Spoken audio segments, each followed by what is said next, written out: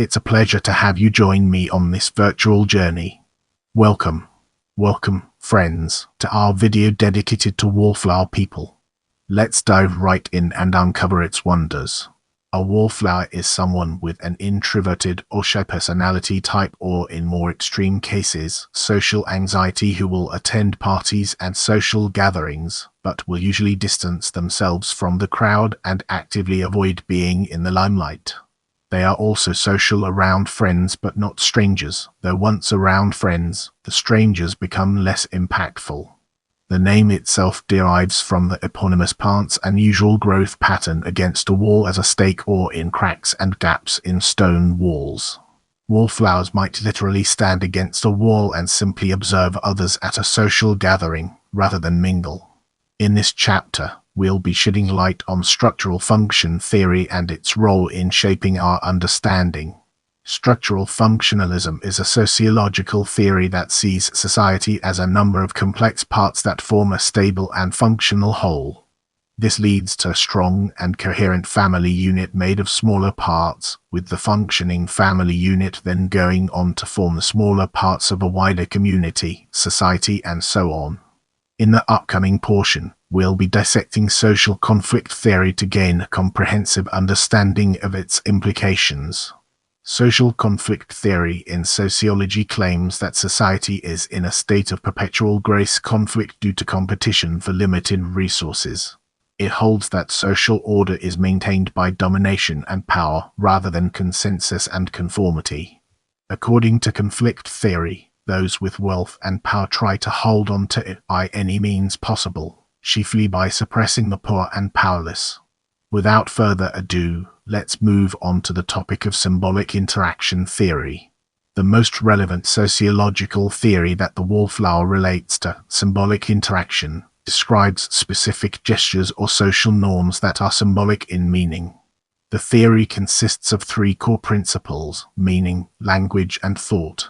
These core principles lead to conclusions about the creation of a person's self and socialization into a larger community. Because the wallflower will usually exhibit a lack of interaction with others, it becomes symbolic of their thoughts and feelings towards others. The most specific example would be in the body language. During many times, people who are shy have little or no eye contact with others. A person may see a man, woman, or child try to avoid eye contact with others while out walking around in public or even in private. For some, this may be a condition that becomes consistent over time and become a normal action. In the case of parties or social gatherings, the wallflower will remain at a certain distance from the crowd or most of the people. When a shy person is around others, you may see that they do what they can to stay away from the people who they do not know. Even with some friends, you may or may not see the shy man or woman even near or in the bell bubble or within the intimate distance of friends. In a social setting, you may not see a shy person in the center of the room without a friend or group of friends. Shy people tend to stay out of the possibility of even being the center of attention. Let's now enter the realm of social anxiety and discover the fascinating stories it has to tell. Social anxiety is the extreme fear of being scrutinized and judged by others in social or performance situations. Social anxiety disorder can wreak havoc on the lives of those who suffer from it. Symptoms may be so extreme that they disrupt daily life. People with this disorder, also called social phobia, may have few or no social or romantic relationships, making them feel powerless, alone, or even ashamed. Although they recognize that the fear is excessive and unreasonable, people with social anxiety disorder feel powerless against their anxiety. They are terrified they will humiliate or embarrass themselves. The anxiety can interfere significantly with daily routines, occupational performance, or social life, making it difficult to complete school, interview and get a job, and have friendships and romantic relationships. Being a wallflower can be considered a less intense form of social anxiety.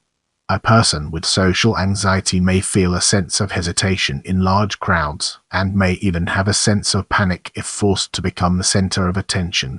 This fear may cause them to do something as minor as stand away from the center of a party, but it may also cause a major or minor anxiety attack. People with social anxiety disorder do not believe that their anxiety is related to a mental or physical illness. This type of anxiety occurs in most social situations, especially when the person feels on display or is the center of attention. Once a person avoids almost all social and public interactions, it can be said that the person has an extreme case of social anxiety disorder, more commonly called avoidant personality disorder. People with social anxiety disorder have an elevated rate of relationship difficulties and substance abuse. As we enter this new phase, let's navigate the complexities of panic and anxiety attacks and discover its practical applications. Anxiety attacks are a combination of physical and mental symptoms that are intense and overwhelming. The anxiety is, however, more than just regular nervousness. Symptoms of anxiety attacks and panic attacks mimic serious medical issues such as heart attacks and heart failure, brain tumors, multiple sclerosis. Despite their intensity, anxiety attacks are generally not life-threatening. Moving forward, we'll be taking a closer look at in popular culture. In the novel The Perks of Being a Wallflower by Stephen Chbosky, as well as in the film adaptation of the same title, the main character Charlie often finds himself alone in school or at parties. He also suffers from anxiety and depression. In the song Here by Alessia Cara, the artist describes wanting to enjoy herself at home and not attend any parties with her friends.